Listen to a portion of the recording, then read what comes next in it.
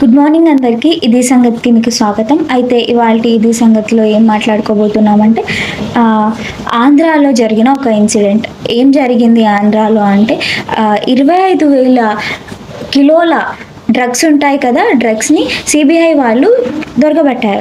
అయితే ఈ స్కామ్ అంటే దీని వెనకాల జగన్మోహన్ రెడ్డి హస్తమే ఉంది అనేసి, ఇది జగన్మోహన్ రెడ్డికి సంబంధించిన డ్రగ్స్ అని చెప్పేసి ఆపోజిట్ పార్టీ వాళ్ళు ఉంటారు కదా, లైక్ జనసేన, టీడీపీ వాళ్ళు అంటున్నారన్నమాట.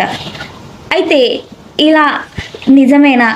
నిజంగానే జగన్మోహన్ రెడ్డికి డ్రగ్స్కి సంబంధం ఉందా? యాక్చువల్గా విషయం ఏంటి సార్? సూపర్. అయితే ఒకటి ఇక్కడ విషయం ఏంటంటే, ఎవరు కూడా అంటే ఇప్పుడు ఉదాహరణకు జగన్మోహన్ రెడ్డి ట్రాక్ రికార్డు తీసుకోవాలి. ముఖ్యమంత్రిగా 5 సంవత్సరాలు, ఈ 5 సంవత్సరాలు ఆయన ట్రాక్ రికార్డు అభివృద్ధి సంక్షేమం వైపే ఉంది. ఒకటి. రెండవది ఏంటంటే, ఆయన ఎప్పుడు నిర్మాణాత్మకమైన పనులే చేస్తున్నట్టుగా మనకు కనబడుతుంది. మూడవది ఏంటంటే, 25,000 కిలోల డ్రగ్స్, లక్షల కోట్ల రూపాయల విలువైన సరుకులు ఆర్డర్ చేసింది ఒక ఏమంటారు సంధ్య ఆక్వా కంపెనీ వాళ్ళు ఏంటి, వాళ్ళ కొరకు ఒక ఎరువులు కావాలని బ్రెజిల్ దేశం నుంచి ఆర్డర్ పెట్టుకున్నారు. ఆర్డర్ పెట్టుకున్న వాళ్ళు ఎవరైతే ఉన్నారో వాళ్ళు నిజం చెప్పాలంటే చౌదరీలు మరియు వాళ్ళు అందులో ఉన్న పార్ట్నర్స్ ఎవరైతే ఉన్నారో అక్కడ ఉన్న లోకల్ బీజేపీ స్టేట్ ప్రెసిడెంట్ కొడుకు పార్ట్నర్ ఉన్నాడు.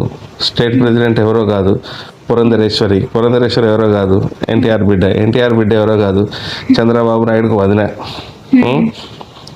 ఇట్లా వాళ్ళ కుటుంబ సభ్యులే ఉన్నారు. ఇంకా ఇది ఎట్లా ఉంది అంటే బురద జల్లే ప్రక్రియ లాగా ఉంది. ఇంకొకటి ఏంటంటే, జగన్మోహన్ రెడ్డి ఉండని ఆ ప్లేస్లో ఇంకెవరైనా ఉండని.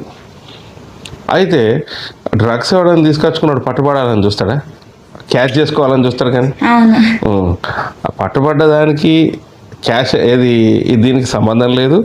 ఇక్కడ ఏంటి అంటే ఆంధ్ర ప్రజలను రెచ్చగొడుతుంటారు వీళ్ళు. మరియు ప్రజల లోపల ఉన్న బలహీనత ఏంటి, ప్రజలకు నిజాలు తెలుసుకోరు. ఒక లీడర్ చెప్తే నమ్ముతారు. ఉదాహరణకు ఇవాళ బ్రాండ్ లీడర్స్ కొన్ని ఉన్నాయి. ఏంటి, థమ్స్అప్ అంటే మహేష్ బాబు రాగానే యాడ్ ఇట్లా వస్తుంది, Boost is the secret of Sachin అంటే వాళ్ళు చేయబట్టి బ్రాండ్ సక్సెస్ అయింది. ఇట్లా ఈ లీడర్స్ ఏంటంటే వాళ్ళకున్న రెప్యుటేషన్ను ఇంకొక లీడర్ మీద బురద జల్లే ప్రక్రియ చేస్తే అప్పుడు ఏం జరుగుతుంది అంటే, ఈ ఇంపాక్ట్ వీళ్ళకి క్యాష్ అవుతుంది అన్నట్టు. అంటే ఇప్పుడు రేపు ఎలక్షన్స్ వస్తున్నాయి కదా ఆంధ్రాలో ఎలక్షన్స్లో వీళ్ళకి కావాల్సిన 1-2% ఓటింగ్ రేటింగ్ ఏదైతుందో తీసుకొచ్చుకొని వీళ్ళు పదవి కొరకు ఎంత ఘోరమైన పనులైనా చేయడానికి రెడీ ఉన్నారు. ఒకటి. ఇంకొకటి ఏంటంటే, దీనికి సంబంధించిన కూలంకుష ఇన్వెస్టిగేషన్ చేయాలి తప్ప, ఇన్వెస్టిగేషన్ చేసే ప్రక్రియలో ఒక ఆపోజిట్ లీడరు లీడింగ్ పార్టీలో ఉన్న లీడర్ను కానీ ముఖ్యమంత్రిని కానీ డైరెక్ట్గా నిందించకూడదు. అది వాళ్ళ యొక్క వివేకంకు వదిలేయాలి.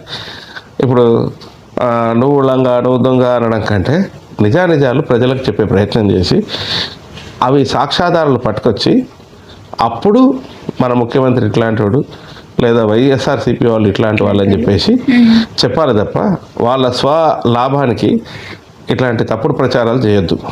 ఇలా ప్రజలను రేపు ఎలక్షన్ సందర్భంగా డైవర్ట్ చేయాలని